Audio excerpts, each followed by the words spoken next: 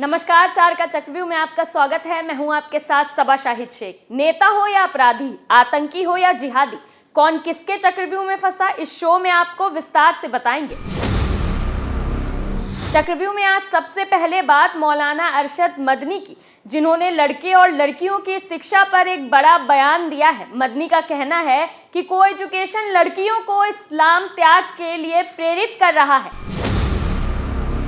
दूसरी खबर में बात सिरफिरे आशिक की, जो जेल से छूटते ही स्कूल पहुंचा और छात्रा को धमकी दी कि निकाह करो नहीं तो सिर तन से जुदा कर दूंगा। तीसरी खबर में बात शफीकुर रहमान बर्क की, जिन्हें समाजवादी पार्टी के सोशल मीडिया प्रभारी मनीष जगत अग्रवाल की गिरफ्तारी गलत लगती है। उनका कहना है, क्या ट्विटर चलाना गलत है जो उन्हें गिरफ्तार कर लिया गया। चौथी और आखिरी खबर में बात अकबर बंजारा की, जिसकी अब तक 45 करोड़ की संपत्ति कुर्क की जा चुकी है। तो चलिए आगाज करते हैं खबरों से। और सबसे पहले बात जमीयत उलमाए हिंद के अध्यक्ष मौलाना अरशद मदनी की, जिन्होंने को एजुकेशन यानी सह शिक्षा पर बड़ा बयान दिया है। मौलाना अरशद मदनी ने एक लड़के और लड़कियों की एक साथ पढ़ाई का विरोध किया है। उन्होंने कहा है कि मुस्लिम लड़कियों को धर्म त्याग की ओर ले जा रही है। ये मुस्लिम लड़कियों में इस्लाम त्याग की भावना बढ़ा रही है। इस पर रोक लगाने के लिए और अधिक शिक्षण संस्थान खोलने की ज़रूरत है। मुस्लिमों के खिलाफ पूरी प्लानिंग के साथ एक साजिश शुरू की गई है। इस प्लानिंग के तहत मुस्लिम लड़कियों को टारगेट किया जा रहा है। इसके लिए जल्द उपाय नहीं किया गया तो स्थिति विस्फोटक हो सकती है। अगर इस लालच और भावना को रोकने के लिए तत्काल प्रभावी कदम नहीं उठाया गया तो आने वाले दिनों में स्थिति अधिक खराब होगी। इस्लाम त्यागने का लालच और साजिश को बढ़ावा मिल रहा है, इसलिए इसका विरोध कर रहे हैं। मौलाना मदनी के बयान की चर्चा तेज हो गई है। स्कूलों के को एजुकेशन को लेकर इस प्रकार के बयान पर अब बहस तेज हो गई है। मौलाना मदनी ने कहा कि देश के कल्याण और शैक्षणिक विकास के लिए हम जो कुछ कर सकते हैं करेंगे। एक राष्ट्र के रूप में इतिहास के महत्वपूर्ण बिंदु पर हम हैं। मौलाना मदनी ने आरोप लगाया कि हम तरह तरह की समस्याओं में उलझ रहे हैं। हमारे लिए आर्थिक, सामाजिक, राजनीतिक और शैक्षणिक विकास के रास्ते रुक रहे हैं।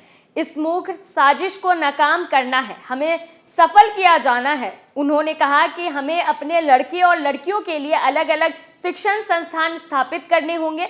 ये वही मौलाना मदनी है जो कहते हैं कि हमें मदरसों के लिए सरकारी मदद नहीं चाहिए। मुस्लिम लड़कियों के लिए झूठी चिंता जताने वाले मदनी हिंदू लड़कियों पर हो रहे अत्याचारों पर बात क्यों नहीं करते। बेटियां तो बराबर होती है, फिर चाहे वो हिंदू की हो या मुस्लिम की, क्योंकि लव जिहाद में लड़कियों को फंसाने वाले जिहादियों के लिए फांसी की मांग नहीं करते। क्यों नहीं बात करते जिहादियों की। मदनी का ये दोगला रवैया बर्दाश्त के बाहर है, जबकि वो उल्टा इल्जाम लगा रहे हैं। दूसरी खबर में बात सिरफिरे आशिक की, जेल से छूटने के बाद इस जिहादी ने सबसे पहला काम किया छात्रा को धमकाने का। वो उसे धमकाने के लिए सीधा उसके स्कूल जा पहुंचा। इस दौरान जिहादी ने छात्रा का दुपट्टा भी फाड़ दिया। आरोपी ने पहले भी लड़की के साथ कई बार छेड़खानी की घटना को अंजाम दिया था। इसको देखते परिजनों ने पहले भी थाने में शिकायत की थी और वो जेल जा चुका था। बावजूद इसके वो अपनी हरकतों से बाज नहीं आ रहा था। वो जेल से जमानत पर छूटा तो उसे पता चला कि लड़की स्कूल गई है। इसके बाद उसने सिर तन से जुदा करने की धमकी दे डाली। वहीं इस मामले में पुलिस अधिकारी ने बताया कि आरोपी का नाम अनस है। उसने लड़की को धमकाया है। उस पर पहले भी छेड़खानी के मामले दर्ज हैं। उसको गिरफ्तार करके जेल भेज दिया गया है। अब इस जिहादी पर गुंडा एक्ट के तहत कार्रवाई की जाएगी। वहीं पीड़िता के पिता के मुताबिक अनस 3 साल से उसकी बेटी का लगातार पीछा कर रहा है। साल 2020 में भी वो उसकी बेटी को जबरदस्ती उठा ले गया था। उसकी दहशत की वजह से उसकी बेटी घर से बाहर नहीं निकल पा रही है। बेटी को बचाने के लिए उसने अपना घर बेच दिया और मोहल्ले से चले गए। बावजूद इसके आरोपी धमकी देता रहा। ऐसे सिरफिरे आशिकों का यही हाल होना चाहिए। पहले जबरदस्ती उठा लेना और फिर सर तन से जुदा कर देने की धमकी देने का काम कोई सामान्य इंसान तो नहीं कर सकता। ऐसे दहशतगर्दों की जगह जेल के अलावा कहीं और नहीं हो सकती। ऐसी ठोस कार्रवाई योगी के शासन में ही हो सकती है। अब आरोपी को पता चलेगा कि लव जिहाद का खेल उसे कितना महंगा पड़ेगा। तीसरी खबर में बात शफीकुर रहमान बर्क की, जिन्होंने समाजवादी पार्टी के सोशल मीडिया प्रभारी मनीष जगत अग्रवाल को गिरफ्तार करने के मामले में अपनी प्रतिक्रिया दी है। शफीकुर रहमान बर्क ने कहा कि समाजवादी पार्टी के नेता और पूर्व चीफ मिनिस्टर अखिलेश यादव भी इस मामले को लेकर आवाज उठा रहे हैं। उन्होंने भी मनीष जगत अग्रवाल को तुरंत रिहा करने की मांग की है। अगर ऐसा ही चलता रहा तो कोई भी पार्टी आज़ादी से काम नहीं कर पाएगी। सूबे में बीजेपी की सरकार है। क्या इसका मतलब ये है कि केवल बीजेपी ही काम करे और दूसरी पार्टी कोई काम ही नहीं करे? सपा नेता की गिरफ्तारी कानून के भी खिलाफ है। सपा सांसद ने कहा कि सूबे में बीजेपी की सरकार है तो इसका मतलब ये नहीं कि सभी उसी के हिसाब से चले। उन्होंने कहा कि देश से सभी पार्टियां अपना काम करें। शफीकुर रहमान बर्क मनीष जगत अग्रवाल को सही बता रहे हैं और कानून को गलत। उनका मानना है कि मनीष जगत अग्रवाल सिर्फ ट्विटर चला रहे थे, लेकिन इस बात से सब वाकिफ हैं कि सपा के ट्विटर हैंडल से नेताओं के ऊपर आपत्तिजनक टिप्पणी की जा रही है। लगता है शफीकुर रहमान बर्क आपत्तिजनक टिप्पणी को इतनी गंभीरता से नहीं ले रहे हैं, क्योंकि सपा नेताओं और अभद्र टिप्पणियों का तो पुराना नाता है, फिर चाहे वो आजम खान हो या सपा के कोई और बड़े नेता। सपा के नेताओं का मानना है कि अभद्र टिप्पणी करना उनकी आज़ादी है, लेकिन वो ये बात भूल जाते हैं कि इस सरकार में अपशब्द बोलने वाले की अच्छे से क्लास लग जाती है।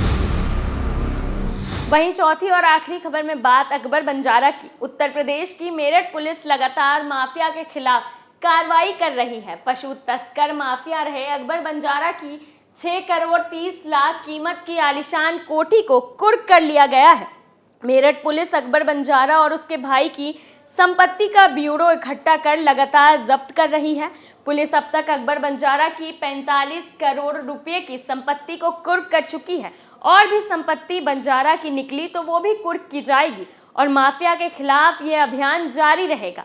हालांकि पशु तस्कर और माफिया अकबर बंजारा और उसके भाई सलमान बंजारा को असम पुलिस ने मुठभेड़ में मार गिराया था। अब मेरठ पुलिस गलत तरीके से बनाई गई संपत्ति को सीज करती जा रही है।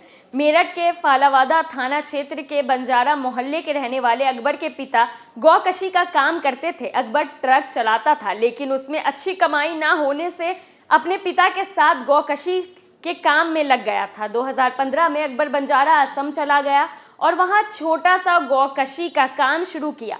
फिर धीरे धीरे इतना बड़ा हो गया कि पीछे मुड़कर नहीं देखा। असम, नागालैंड, गुवाहाटी, मेघालय, आंध्र प्रदेश समेत बांग्लादेश तक में अपना साम्राज्य स्थापित कर गौकशी का बेताज बादशाह बन बैठा। लेकिन कहते हैं ना, हर जुर्म का अंत होता है। ठीक उसी तरह अकबर बंजारा के भी जुर्म का अंत हो गया और अब उसका परिवार उसके गुनाहों की सजा भुगतेगा। अब इसकी 7 पुश्तें भी माफिया बनने की कोशिश नहीं करेगी। चक्रव्यूह में मेरे साथ आज के लिए इतना ही।